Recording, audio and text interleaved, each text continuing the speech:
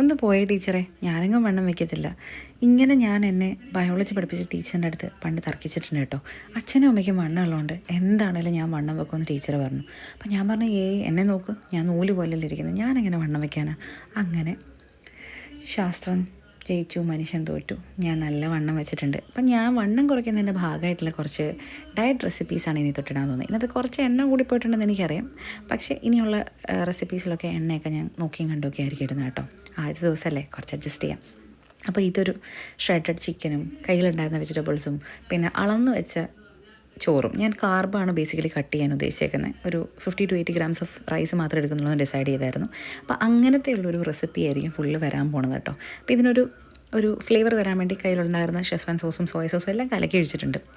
അപ്പോൾ ഇത്രയും സാധനങ്ങളൊക്കെ ഇട്ടിട്ടുള്ള റൈസിന് കുറച്ച് എരിവ് വരാൻ വേണ്ടിയിട്ട് ഞാൻ കുറച്ച് പെപ്പറും കൂടി ഇട്ട് സെറ്റാക്കി എടുത്തിട്ടുണ്ട്. അപ്പോൾ ഇങ്ങനത്തെ റെസിപ്പീസ് ആയിരിക്കും ഇനി. So do follow for more.